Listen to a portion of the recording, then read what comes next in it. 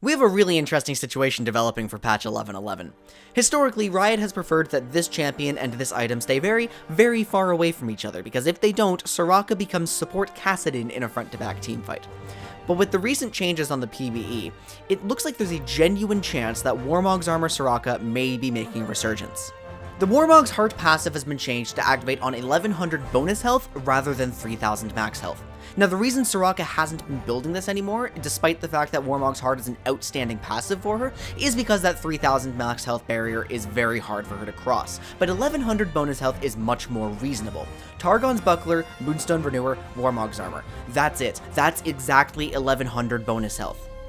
But if both Mandate and Shurelya's grant the same health as Moonstone Renewer, why would we ever opt into Moonstone? And that's a good question, because it's true that Moonstone is less generally useful than it used to be, now that its stacks grant heal and shield power, rather than a significant increase to its own healing effect.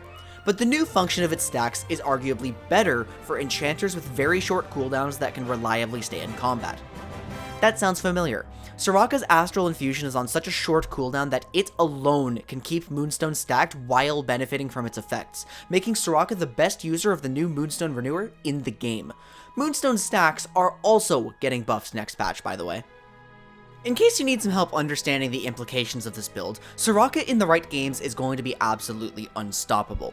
In a game without substantial dive threats, or a game with a huge ally frontline, Soraka is going to sit as far back as possible with Warmog's Heart always active, nullifying the health costs of her heals, which will continually ramp up in strength during combat. Soraka will be only limited by her mana pool, which will only be drained by W and R casts because she won't ever be close enough to the enemies to cast Q. Even if you do get on Soraka, she's harder to kill through that amount of health, although she can still die because she doesn't have resistances, but it will take Soraka mispositioning. Still, a Moonstone Warmog Soraka is going to be game-winningly strong if last picked in the right games. But there is still one problem. Warmog's armor is very expensive. 3,000 gold is well above the usual cost that a support would consider spending on an item. And sure, Cosmic Drive is the most expensive item that a support would usually consider, and it also costs 3,000 gold. But Cosmic Drive is only viable because its components are all affordable and excellent on many supports. Warmog shares a Kindle Gem with Cosmic Drive in the build path, but the Crystalline Bracer is terrible because Soraka has abysmal base health regen, and the Giant's Belt is not a great stat stick for a champion with no resistances. So for Warmogs to be worth building on a support, that finished item must be very powerful, and the items that came before must be enough to get us to the point when we can build it. I think the cost consideration is enough to say that Warmogs isn't the right build every game, but checking our criteria, Warmogs is absolutely strong enough on Soraka to be worth building, and Moonstone is enough to carry us to that point. But what if cost wasn't even an issue? This is current Star Call compared to the nerfs it received on patch 10.4 when Soraka top was overpowered.